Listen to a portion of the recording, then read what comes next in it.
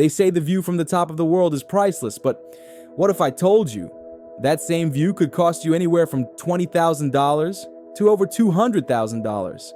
Welcome to Mount Everest, where ambition meets economics and where every climber has the same goal, but not the same experience. Some arrive by helicopter, sleep in heated luxury domes, and sip espresso at sunrise. Others drag their own gear through snowstorms, ration oxygen, and pray their tent holds through the night.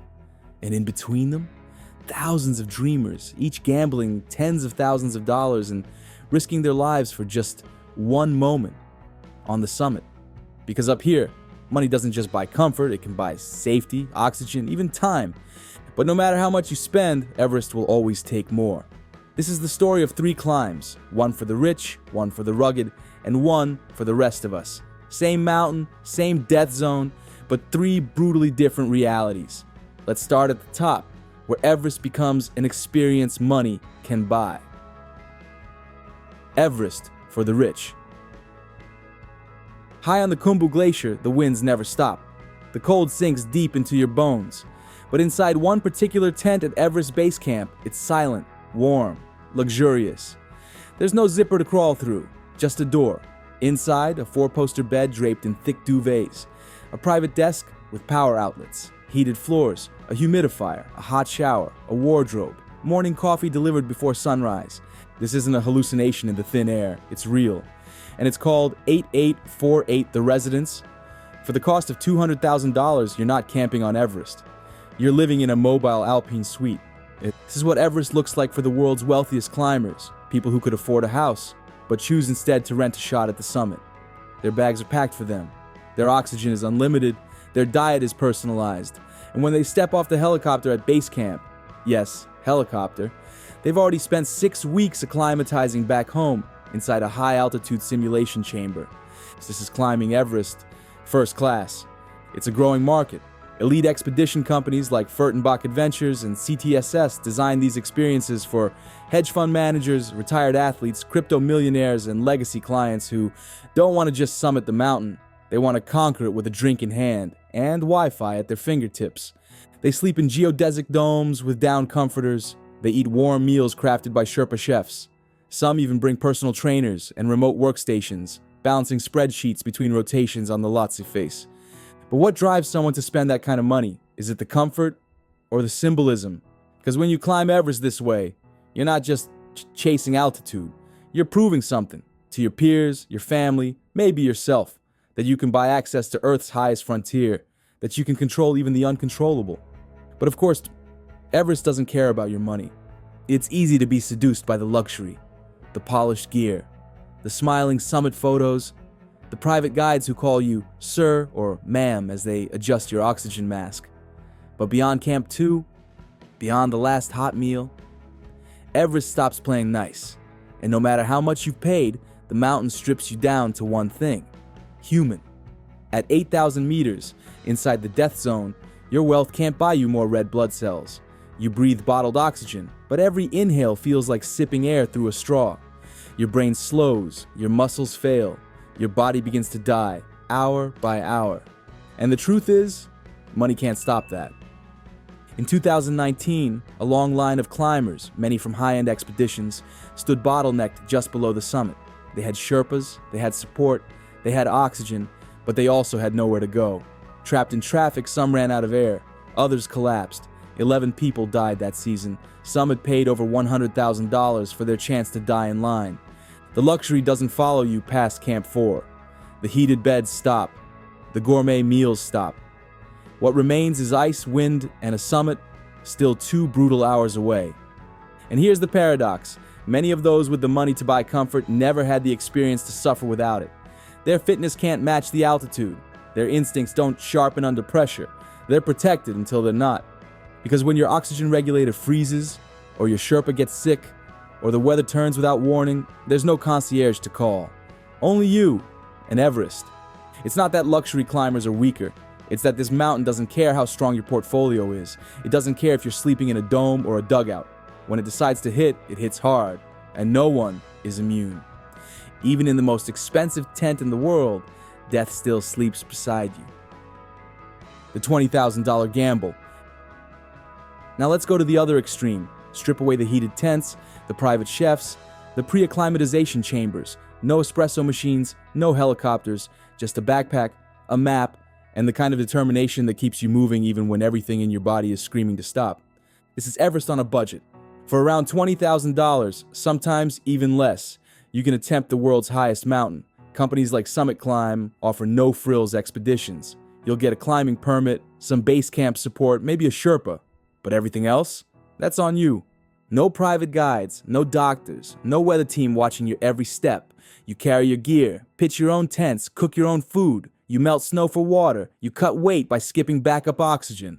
And if something goes wrong, you fix it. Or you don't. This kind of climb is reserved for the experienced, for those who've suffered at altitude before and know how to listen when their body starts sending warnings. It's not just a cheaper option. It's a test of raw survival. There's no buffer between you and the mountain, but even with all your preparation, Everest has a way of pushing further. The storms hit harder when your tent is old and thin. The cold bites deeper when your sleeping bag isn't rated for minus 30 degrees Celsius. And when the wind screams at night and your breath fogs inside your balaclava, you wonder if you should have paid more. The irony? Many of the climbers on these budget trips are often more skilled than those in luxury tents. They've climbed Denali, Cho-Oyu, maybe even K2. They aren't buying Everest, they're earning it. But they're doing it with fewer chances, less oxygen, less support, less room for mistakes. And they know it. Because out here, one broken crampon, one missed weather window, one bad decision, and it doesn't matter how strong you are. You're alone. That's the gamble. Not just with money, but with time, with health, with life. And still, they come. Year after year. Willing to risk everything for the summit. In 2006, a British climber named David Sharp attempted to summit Everest alone. He wasn't part of a flashy team. He had no private guide. He brought just enough oxygen to get up, and hoped it would be enough to get down. He made it to the summit, but he never made it back. Sharp was found hours later inside a small cave just below the summit, sitting motionless, frozen by altitude sickness and exhaustion. He was still alive, barely. Over 40 climbers passed him that day, but few stopped. Some thought he was already dead. Others were too exhausted or oxygen depleted to help. He died in the same spot he had rested, alone, 8,500 meters above sea level, a place where survival is timed in minutes and mercy comes second to self-preservation. His story became one of the most controversial in Everest history, not because he died, but because no one could save him. And this is the brutal truth of budget climbing. When you cut the cost, you also cut the margin. Fewer oxygen bottles, no backup Sherpa, no team scanning your vitals. If you collapse up high, no one's coming with a stretcher. Even experienced mountaineers, those with dozens of peaks behind them, can get caught by the mountain's shifting moods. On Everest, success is as much about resilience as it is about resources. And the lower your budget, the thinner that safety net becomes. There's a haunting line in the mountaineering world. You climb Everest twice, once on the way up, and once when you try to come back down. For budget climbers, the descent is the most dangerous moment. Muscles failing, oxygen low, the summit behind them, but death still waiting in the shadows. And all the while, the question lingers. Was the savings worth the sacrifice? The average cost. Not everyone arrives in a helicopter, and not everyone hauls their own gear through blizzards. Most Everest climbers live somewhere in between, wedged between luxury and survival, paying not for glamour and not for glory, but for a fighting chance. This is Everest for the average climber, the one who saves for years, trains in the Alps or the Rockies, and dreams of that one photo on the summit. For these climbers, the cost usually lands between $45,000 and $70,000. It's still a fortune, but it buys something priceless: structure, safety, and the support of people who've done this dozens of times. You won't sleep in a luxury dome, but your tent will be solid, your food hot, and your Sherpa team professional. You'll have oxygen, but not unlimited, a guide, but not one just for you. A doctor might be at base camp, and your weather forecasts will be good, but not always perfect. You're not pampered, you're prepared. Companies like Adventure Consultants, IMG, and Madison Mountaineering offer these kinds of packages. They're for serious climbers, people who've already summited Aconcagua, Elbrus, or Manaslu. People who understand that Everest isn't just a mountain, it's a machine, a slow, grinding ascent that takes everything you've got. and then ask for more. These climbers spend 6 to 8 weeks on the mountain. They rotate between camps, carry their own packs between some sections, and rely on their team when things get tough. It's a mix of grit and guidance. You're not alone, but you're not carried either. And that balance is what makes it work. Because on Everest, knowing you have help, but still having to earn every step, can make the summit mean more.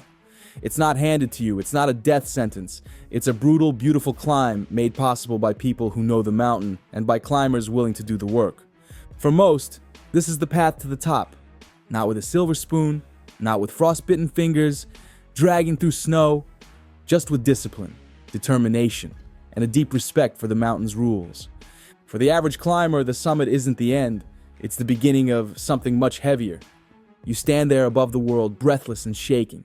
The sky curves around the earth, prayer flags whip in the wind, and for a few minutes, maybe less, the suffering disappears. The pain, the cold, the fear, it all goes silent.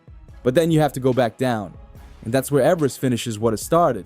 The average climber descends knowing what they almost lost. They've seen someone collapse, past a frostbitten hand sticking out of a snowdrift. Maybe they've helped a teammate limp back to Camp 4 in silence, oxygen hissing into a cracked mask. This experience changes people, not just physically, but permanently. They come home with sunken eyes, sunburned cheeks, and stories they can't always tell. Not because they're secret, but because most people wouldn't understand. How do you explain what it felt like to hear the wind tear through your tent all night, unsure if it would hold? Or how your hands shook uncontrollably as you clipped into a rope, knowing one wrong move meant a 2,000-foot fall? For many, the summit becomes a symbol, not of power or ego, but of perspective. You see what your body is capable of, what your mind can endure, and what matters and what doesn't.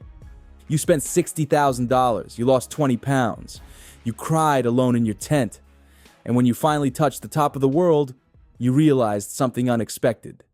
It was never about the summit. It was about the journey up, the pain, the people, the silence, the storm. The moment you almost turned back and didn't. That's what you carry with you when you leave Everest. Not just photos, not just gear, but something deeper, something earned. 3 climbers, 3 routes, 3 very different realities. One arrives in style, shielded by layers of comfort and convenience, hoping money can tip the odds in their favor. Another fights tooth and nail, stripped down to raw endurance, balancing every decision between boldness and survival. And in between them, the rest, those who train hard, save for years, and climb with respect, fear, and determination in equal measure. Same summit, same death zone, same dream. That's the truth about Everest. It doesn't care who you are. It doesn't care how much you paid. Whether you came with 10 duffel bags or just one, up there, every breath is borrowed and every step must be earned. Some pay with their wallets, others pay with their bodies. A few with their lives. Because Everest always takes something. It takes your comfort, your control, your certainty. It strips you down to your core. And what's left, the part of you that keeps walking, even when your legs are failing and your mind is begging to stop. That's the part that really summits. And that's what makes it worth it. Not the photo, not the bragging rights, not the I did it, but the journey, the grit, the quiet moments when you look at the stars from 8,000 meters up and feel the terrifying privilege of being alive. So whether it costs you $20,000 or $200,000, in the end, Everest doesn't care. But maybe that's what makes it matter.